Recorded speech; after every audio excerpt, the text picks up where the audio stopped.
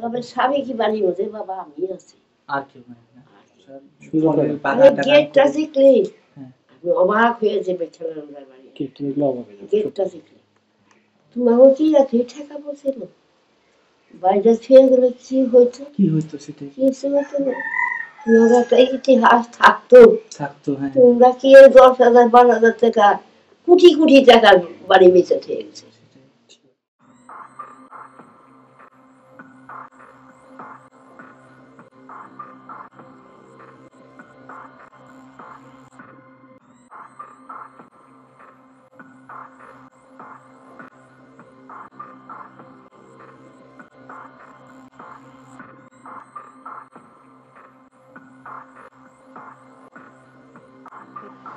Viewers, আমি ঢাকার অদূরে একটা খুব প্রাচীন একটা মন্দির দেখতে এসেছি। এটাকে বলা হয় খেলারাম দাদার কোঠা।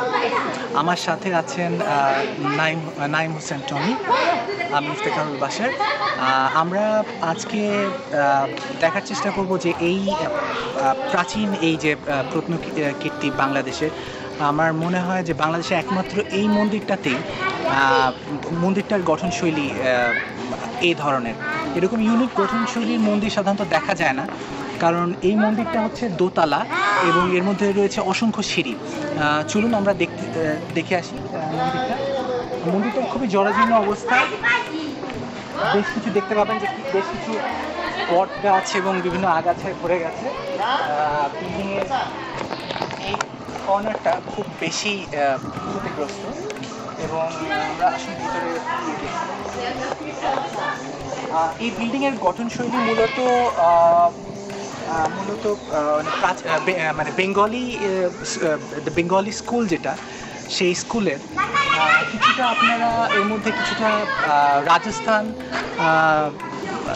উত্তর ভারতের কিছু কিছু অঞ্চলের নির্মাণশৈলীর ছাপ পাবেন। এখানে আরেকটা বড় বৈশিষ্ট্য হলো এখানে জোর বাংলা স্টাইলের কিছু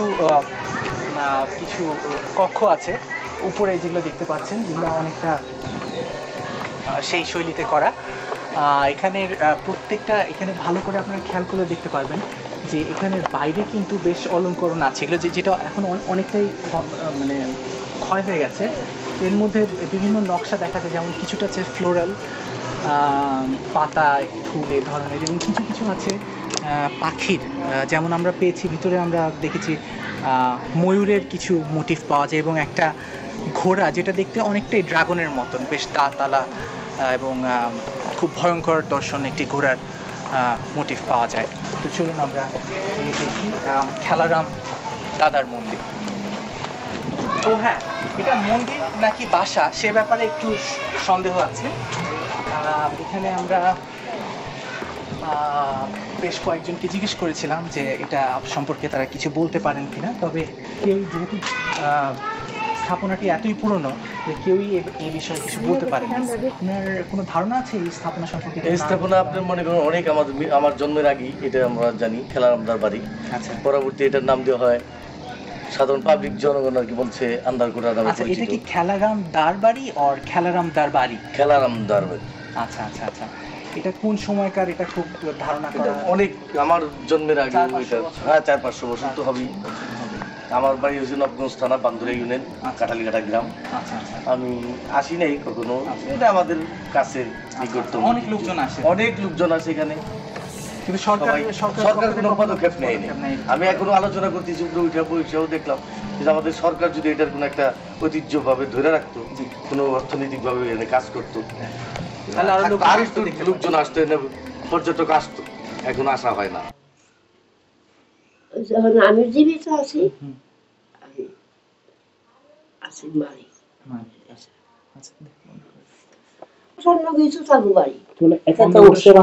অন্ধকূটার সামনের বাড়িটা হলো খেলারাম দার বাড়ি।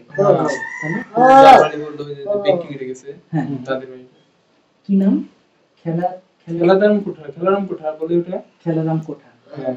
তার সামনে দেখুন একটা বাড়ি আছে, সামনে দেখবে দাদা, সামনে একটা বাড়ি আছে, বুঝছি ওই যে উপরে সাধন বাবুর বাড়ি দেওয়া। হ্যাঁ হ্যাঁ, ওই বাড়িটা কথা বুঝছো, সাধন বাবুর বাড়ি কয় অনুসারে এটা সম্ভবত একটি মন্দির বা উপাসনালয় ছিল, কারণ এর ভেতরে একটি বিশেষ একটা স্থাপনা আছে যেটা যেটা যেটা এর আগে ইউরোপে এবং সেন্ট্রাল এশিয়াতে উপাসনালয়গুলোতে ওই ধরনের শৈলীতে নির্মাণ করা হচ্ছে। নাইম হোসেন টনির সাথে আপনি আমাদেরকে কিছু বলুন এই স্থাপনাটি সম্পর্কে।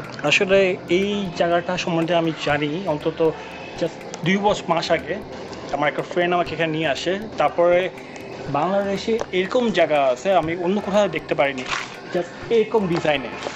তো এটা আসলে অনেকে বলে এটা একটা মন্দির, অনেকে বলে এটা বাড়ি ছিল, কিন্তু আমার এই ডিজাইনটা দেখে বোঝা যাচ্ছে এটা একটা মন্দির ছিল, সত্যিকার একটা মন্দির ছিল এটা।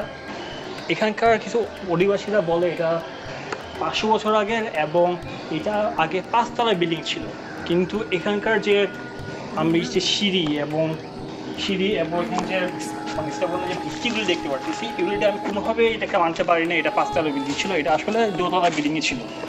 এবং আমরা একটু ভিতরে এসে দেখতে পারি খুবই জরাজীর্ণ অবস্থায়, এই জন্য একটু সাবধান। কিন্তু বিল্ডিংটা যতটা পুরনো সেই তুলনায় কিন্তু বিল্ডিংটা সম্ভবত বেশ মজবুত। হ্যাঁ, খুবই মজবুত, কারণ যে তখনকার মানুষরা এমনভাবে বানাতো, কিন্তু এখানে দেখেন কোনো সিমেন্ট কিন্তু ইউজ করা হয়নি, এখানে কোনো সুরকি এবং মাটি।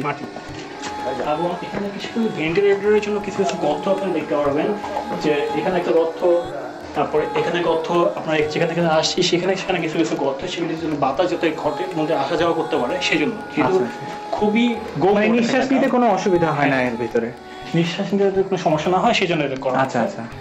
এবং এখানকার যে ইটগুলি আগেকার ধরনের যে ইটগুলি পাওয়া যেত খুবই একটু ছোট বোধ হয়, হ্যাঁ ছোট করে, এবং আপনি যা সত্যি অবাক হবেন আমাদের যে ইটগুলি আছে সেগুলি সাধারণত 4 ইঞ্চি মোটা হয়, কিন্তু এগুলি হলো 2 ইঞ্চি মোটা।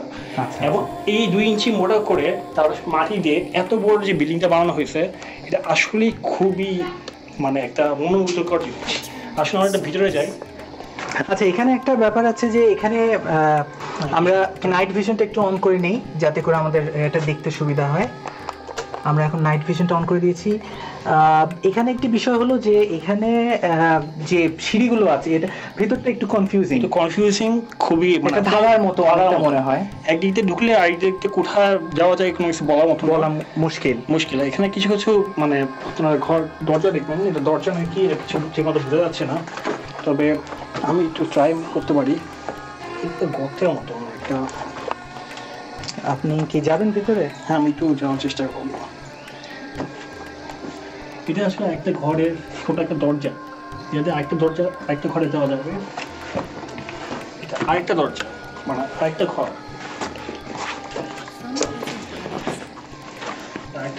ঘর। আপনি এখানে ইটগুলি দেখতে পারেন, ছাদগুলি দেখতে পারেন। ছাদের মধ্যে একটা নকশাগুলি একটু অন্যরকম নকশা। এখানে মানে কোনো সিমেন্ট বা অন্য কিছু দিয়ে কারুকার্য করা হয়নি, ইট খোলা ইট দিয়ে করা হয়েছে। এবং এখানে কিছু দেখতে পারবেন যে এখানে দেব-দেবীদের রাখার জন্য মানে এখানে জাস্ট দেব-দেবীর মূর্তি রাখা হতো, হয়তো কোনো কারণে চুরি হয়ে গেছে। এখানে কিছু জায়গা, এখানে কোনো জায়গায় বোধহয় প্রদীপও রাখা হতো। হ্যাঁ, প্রদীপও রাখা হতো, কিছু জায়গা আছে। এবং এখানে যেহেতু খুবই ভাঙ্গা, খুবই বিপজ্জনক এবং খসে পড়তেছে, আমরা তো অলমোস্ট কিছুই দেখতে পাচ্ছি না।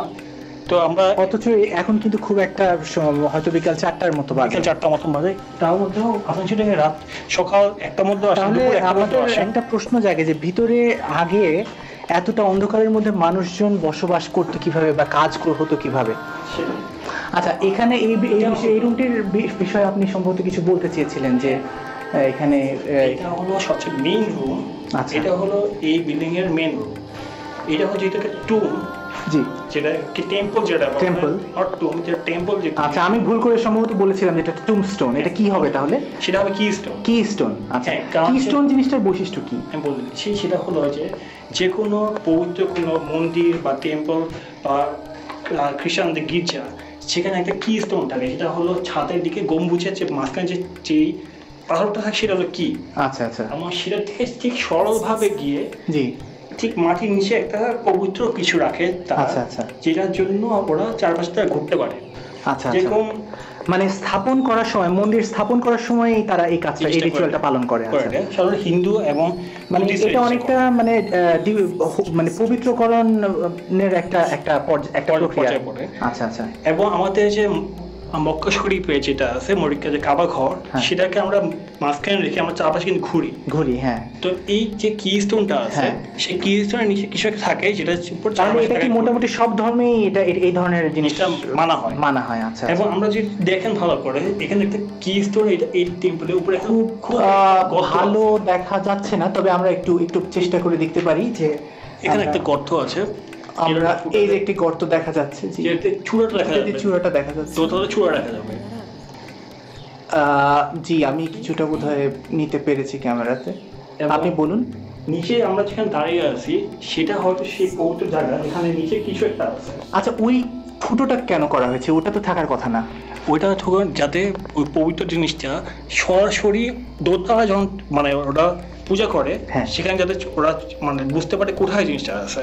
আচ্ছা, এই ফুটোটা যাতে তারা বুঝতে পারে। আমরা যে মানে এই ফুটোটা রিসেন্টলি করা হয়নি, এটি করার প্রথম থেকেই ছিল। আচ্ছা, এবং যেখানে আমরা তাহলে এই ধরনের টুমস্টোনের মানে কি স্টোনের নিচে মানে কি ধরনের জিনিস থাকতে পারে বলে মানে বা কি ধরনের মানে পবিত্র জিনিস বলতে আপনি ঠিক কি মিন করেছেন? আচ্ছা, আমরা এগিয়ে যেতে যেতে কথা বলি। যেহেতু আমরা জানি যে হিন্দু ধর্মটা আসে এই মা দুর্গা বা এরকম বড় বড় দেবীদের উপরে, এবং আমরা যেটা জানি যে মা দুর্গার যে কোনো হাত পা যে ছোট অংশ যেসব জায়গায় পড়ছে সেখান থেকেই মন্দিরগুলো তৈরি হয়। আচ্ছা, হয়তো যেখানে দাঁড়িয়ে আছে একটু দেখুন মাটিতে উঁচু হয়ে আছে, একটু মাটিটা অন্য যে কোনো জায়গার মাটির থেকে একটু ভিন্ন ধরনের।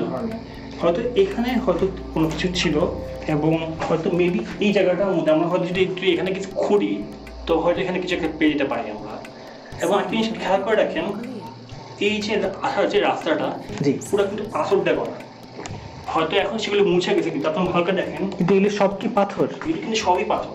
দেখুন এই জায়গার মাটিগুলি অন্য যেগুলো মাটির চেয়ে আলাদা, দেখুন আলাদা জায়গাটা, এবং ঠিক বাইরের মধ্যে চলে গেছে। এবং প্রত্যেকটা যেগুলো আসার জায়গা দেখুন সবগুলি কিন্তু পাথর দিয়ে করা, পাথর দিয়ে করে জাস্ট এখানে মিলিত হয়েছে সবগুলো। আচ্ছা, তার মানে সব পথই এসে এই সেন্টারে মিলিত হচ্ছে, তাই তো? এটা হলো যে সেন্টার। আচ্ছা, ঠিক আছে। আমরা দোতলা আসার চেষ্টা করি। তাহলে এখন আমরা আচ্ছা, এখানে আরেকটা বিষয় আছে যে এখানে সিঁড়িগুলো যে সিঁড়িগুলো আছে অ্যাপ্রোচ দোতলায় যাওয়ার, এখানে নাকি অনেক সিঁড়ি আছে যেগুলো খুব চট করে বোঝা যায় না যে কোথায় সিঁড়িটা কোথায়। আপনি আরেকটা জিনিস বলে ইচ্ছে আছে, দেখুন এখানকার যে জায়গাটা, এখানে কতগুলি জায়গা আছে যেখানে দেবদেবী রাখা মতো জায়গা, 1টা 2টা 3টা 4টা 5টা 6টা 7টা। তা এই ঘরটা পুরোটাই দেবদেবীদের রাখার মতন প্রত্যেকটা খোপ আছে যেখানে দেবদেবী রাখা যায়। আচ্ছা, এবং আমরা এখন দোতলার উপরে ওঠার চেষ্টা করতেছি। এখানে যে সিঁড়িগুলি আছে, এখানে 4টা সিঁড়ি আছে মোট, কিন্তু 4টা সিঁড়ি খুঁজতে হলে আপনাকে অনেক কাঠখড় পোড়াতে হবে। কারণ সিঁড়ি যে কোথায় আছে মানে সিঁড়িটা অনেকটা ভুল বলিয়া টাইপের, মানে এক জায়গাতে ঢুকলে আর জায়গাতে বুঝে যায় না কোথায় আছে। তো আমরা সিঁড়ি খোঁজার চেষ্টা করি একটু।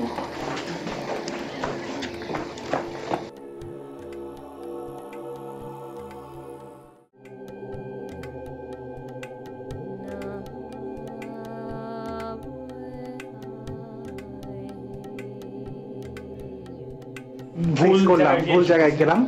এখানেও হতে পারে, কিন্তু এখানে হয়তো হয়নি।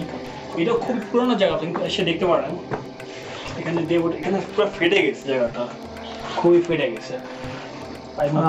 এখানে আমরা তো নাইট ভিশন নাই, তো আমরা বরং ওই সিঁড়িটা যেখানে মনে হচ্ছে ওদিকেই যাই। ঠিক আছে,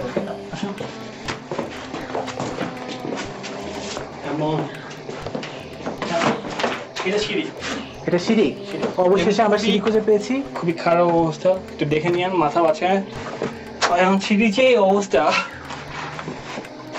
আপনি এখানে দেখবেন খুবই লাগানো জায়গা আছে। সিঁড়ি যে অবস্থা, 4টা সিঁড়ি আছে, এবং 4টা সিঁড়ি যে অবস্থা, মানে উঠতে হলে অনেক, মানে এটা খুব অ্যাডভেঞ্চারাস একটা মিশন। সেটা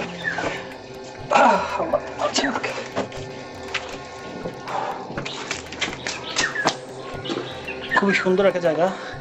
একটা জিনিস দেখুন যে এই একটা সিঁড়ি আর তার পাশাপাশি আরেকটা সিঁড়ি, জিনিস খেয়াল করে দেখবেন এই একটা সিঁড়ি পাশে আরেকটা সিঁড়ি, কিন্তু একটা সিঁড়ি থেকে আরেকটা সিঁড়ি নিচ থেকে খোঁজা খুবই কঠিন।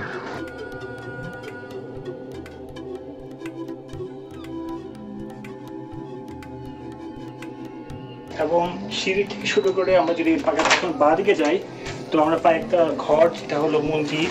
আমরা কিন্তু এখন দোতলায় আছি। এটা খুবই পুরনো মন্দির, এবং তাদের নকশাগুলি দেখলেই বুঝতে পারবেন।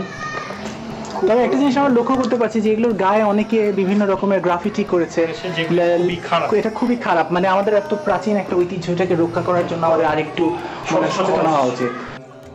খুবই বিপজ্জনক হয়েছে অনেক। এখানে যখন চিপার আছে তো আমার একটু উপরে উঠে যেতে হচ্ছে, আপনারা আবার এখান থেকে উপরে উঠে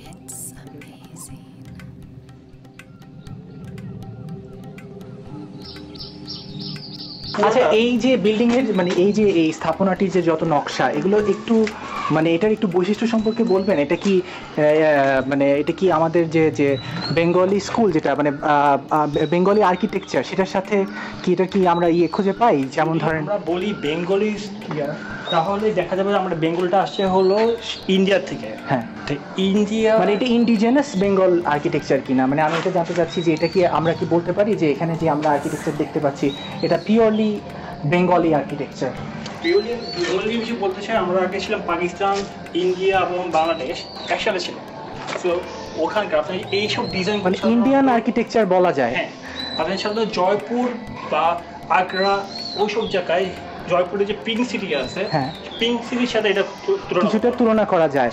কিন্তু এটা কি পিঙ্ক সিটির সমসাময়িক নাকি তার চেয়ে আরো বেশি পুরনো বা কম পুরনো? এটা কিছু যত মনে হয় এটা দেখে, এবং পিঙ্ক সিটি যেহেতু আমি গেছি সেটা দেখা যায় এটা বেশি পুরানো, এটা বেশি পুরনো, এটা বেশি পুরানো। এবং এটা হলো আরেকটা রুম, এবং এই রুমটা খুবই বড়, খুবই বড়। এবং এই বিল্ডিং রুমের ডিজাইনটা অনেকটা দোচালা, বাংলাদেশের দোচালা ঘরের মতো, তাই না? হ্যাঁ, আর এখানে দেখেন এখানে অসংখ্য দেবী রাখার মূর্তি রাখার জায়গা আছে। এখানে একটা এগুলি এগুলি এগুলি, আর এখানে বিল্ডিংয়ে যেটা লোহা দেখতে পাচ্ছি সাথে ওটা কাঠ। আসলে এটা তখন আমাদের আগেকার এখন লোহা ইউজ করতে করা হতো না, সেখানে কাঠ ইউজ করা হতো।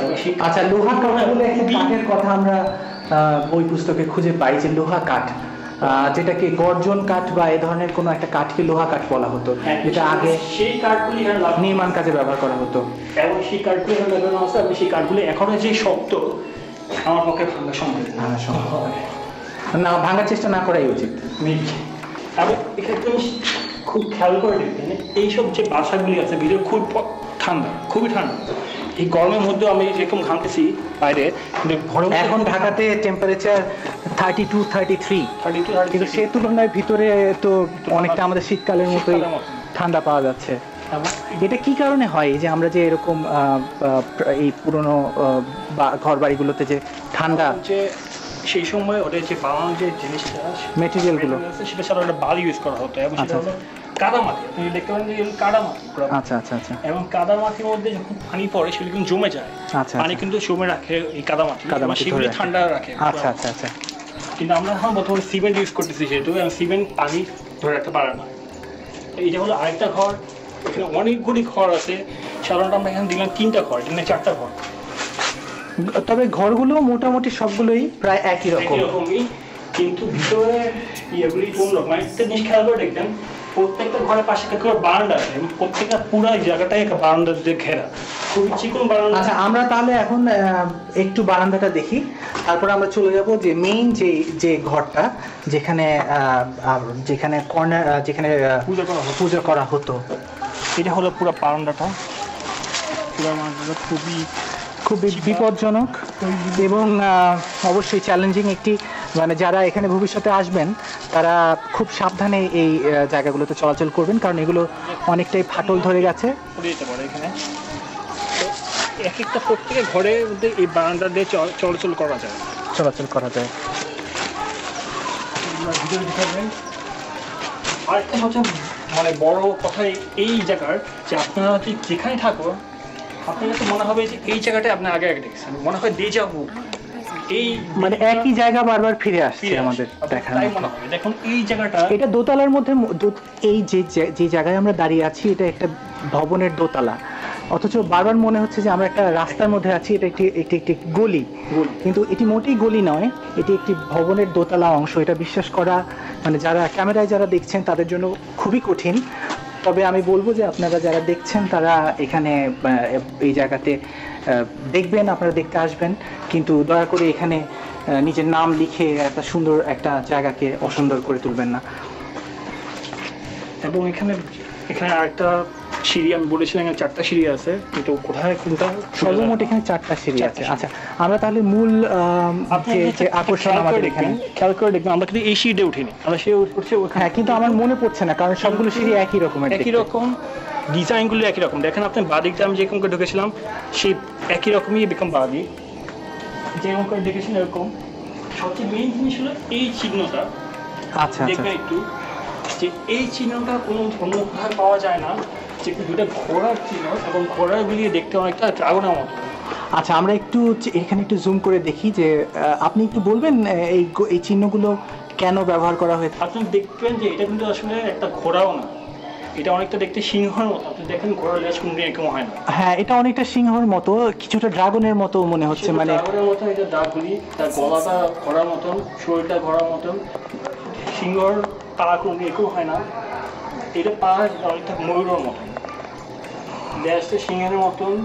তাহলে মাঝখানে দেখা যাচ্ছে যে একটি মানে ফুল, একটা ফ্লোরাল মোটিভ। একটা জিনিস অদ্ভুত ব্যাপার, যেখানে দেখা যাচ্ছে যে হাতির মাথা, আপনি দেখুন হাতির মাথা দুটো আছে, এই যে এখানে একটা এবং ওইখানে আরেকটা, উপরে একটা ঘোড়ার ওইখানে যে দাঁত বের করা ঘোড়ার যে একটা ফুল বোধহয় খেয়ে নিচ্ছে, তার ঠিক নিচে আরেকটা দেখা যাচ্ছে। এখানেও একটা, হ্যাঁ বেশ। তার মানে মনে হচ্ছে যে হাতি এবং ঘোড়ার আপনি এখানে ভালো করে, এটা হচ্ছে পা, এটা ঘোড়ার পা না, এটা হলো ময়ূরের পা। সেটা হলো হাতির মাথা করে আছে, শরীরটা এরকম ঘোড়া শরীর না, ঘোড়া শরীর পাওয়া যেতে পারে, এটা সিংহের শরীর না। আচ্ছা, লেজটা ঘোড়ার লেজ না, সিংহের লেজ। আচ্ছা আচ্ছা আচ্ছা। মুখটা, গলাটা সিংহের গলা না, হ্যাঁ ঘোড়ার গলা। আচ্ছা আচ্ছা। ঘোড়ার দাঁত এরকম হয় না, সিংহের দাঁত এরকম। তার মানে এই ধরনের আমরা এর আগে যত আর্কিওলজি নিয়ে যত কাজ করেছি, কখনো আমরা এই ধরনের কিন্তু দেখতে পাইনি। এখন আমরা এটার ভিতরটা ঢুকছি, এটা হলো মেইন আকর্ষণ এই পুরো বিল্ডিংটার মধ্যে। মেইন রুম, এটা পুরো টেম্পলের নিচে, মেইন টেম্পল যেটা বলা হয় সেটা। আসলে একটু ভিতরে, এবং আসার সময় একটু কিছু জিনিস খেয়াল করবেন যে এই যে পুরো ঘরটা, এখানকার যে দরজাগুলি আছে, আমার হাইট 5'9", কিন্তু এই দরজার হাইট করলে 5'7". আচ্ছা, আমরা একটা বিশ্বাস ছিল অনেক আগে যে আগেকার মানুষ বড় হলো, এটা পুরোপুরি ভুল। এটা সেটার জন্য না, কিন্তু অনেক মন্দিরের দরজা ছোট হয়ে থাকে, কিন্তু মানে মন্দিরের দরজাগুলো খুব বড়, যেন মানুষ মাথা নিচু করে ঢোকে, বা এই ধরনের একটা সাইকোলজি থেকে হয়তো সেরকম এটা হয়। কিন্তু আপনার যদি অন্য কোনো আগ্রা বা এরকম যেগুলি রাজপ্রসাদগুলি আছে, হ্যাঁ, সেখানকার দেখবেন যেগুলো সাইজগুলি এরকমই হয়। আচ্ছা, এখানে খেয়াল করে দেখেন যে এই ঘরটি সম্পর্কে আমাদের কিছু বলুন। যে এখানে ঘরটা হলো মেইন টেম্পল, আর এখানকার যে ডিজাইনগুলি দেখেন, এখানে প্রত্যেকটা নকশাগুলি দেখেন, এবং এই বাংলাটা খুব ভালো ইকো হয়। যদি আমি এখানে কথা বলি, দেখুন হ্যালো হ্যালো, তাহলে জিনিসগুলো ইকো হবে, এবং খুব মাঝখানে দ্বারা যদি আমি যেরকম চলে ফিরে আসি। আর এখানকার প্রত্যেক চারটা একটা তিনটা চারটা দরজা আছে ভিতরে ঢোকার।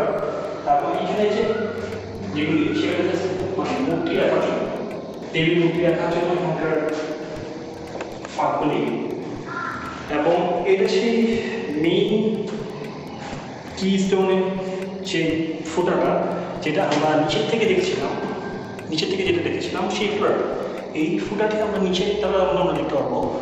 এবং এটা হলো যে কি স্টোন, মানে কি স্টোনের বরাবর উপরে, ঠিক কি স্টোনের বরাবর, এবং কি স্টোন যে দেখেন আপনি, সেখানে একটা ময়ূরের নকশা আছে, যেটা আমাদের প্রত্যেকের সাহায্য করেছিলেন, যেখানে ময়ূরের ছবি আছে নকশার মধ্যে। আপনি দেখেন যে প্রত্যেকটা পাতার মধ্যে নকশার মধ্যে ময়ূরের ছবি আছে। হ্যাঁ, পাতা দেখা যাচ্ছে এবং ময়ূর দেখা যাচ্ছে। আমরা একটা ময়ূরের জুম নেই, যাতে করে আমরা আমাদের দর্শকদের দেখাতে পারি যে এবং এই ঘরটার মধ্যে যে দরজাগুলি আছে, দরজার মধ্যে কারাগুলি এত গভীর, এই ঘরটার মধ্যে কারাগুলি আছে, কারাগুলি যে গভীর, আমরা হাত ধুয়ে গেলেও ওটা শেষ হবে না, অনেক দূর পর্যন্ত। মানে এগুলো কেন দেওয়া হয়েছিল, মানে এটা কোনো কি কারণ খুঁজে পাই আমরা? কোনো বাতাস যাওয়ার জন্য, আপনার কোনো ফুটা, মানে যে এটা বের হয়ে অন্য কোনো জায়গায় আসবে।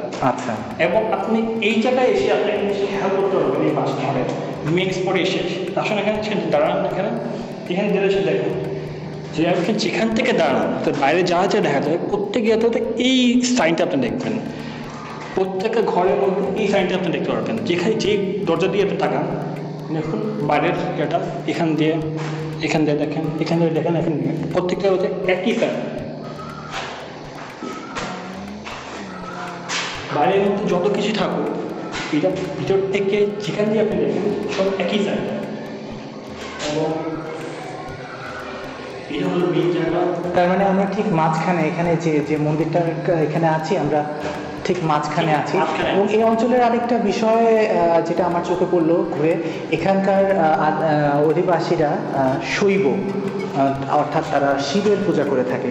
তো এখানে কি সে ধরনের কিছু শিবের একটা মন্দির এখানে আপনি পাবেন, সেটা হয়তো এখানে হয়তো পাবেন আপনি নিতে আসেন কারণ এখানে নামার লাগে।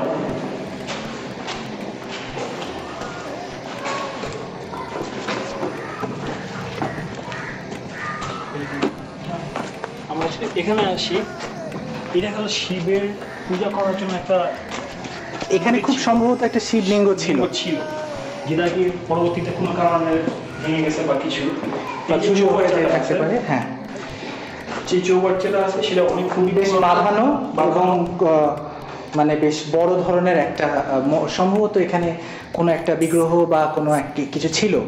হ্যাঁ, এবং এখানে যে জিনিসটা দেখতে পাচ্ছেন গর্তের মতন, সাধারণত এখানে শিবলিঙ্গটা ছিল, এটাকে উপড়ে ফেলা হয়েছে।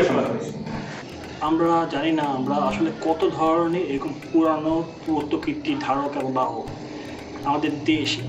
এখানে হাজার ধরনের পুরানো জিনিসপত্র আছে যারা আমরা জানি না, কিন্তু আমাদের সরকার, আমাদের মানুষ, এখানকার জনগণ কেউ এইসব জিনিসগুলিকে সংরক্ষণ করার জন্য আগে আসে না। আমরা কীভাবে মানুষ সাহায্য করবো সেটা হলো, দেখুন এখানে যে ওয়ালের মধ্যে আছে আমরা অনেক ধরনের নাম খুঁজে পাচ্ছি, যেমন পুনম, সোহেল, গ্রুপ, চঞ্চল। আপনারা যদি এইসব কথা বলতে এই পুরানোগুলির মধ্যে লিখেন তাহলে কিন্তু আপনারা এই জিনিসগুলি ধ্বংস করতেছেন। এটা একটা সামাজিকভাবে একটা আন্দোলন করে ওঠা উচিত যে আমরা এখন থেকে আর এই ধরনের পুরনো প্রত্নকীর্তিগুলোর প্রতি অযত্ন অবহেলা করব না।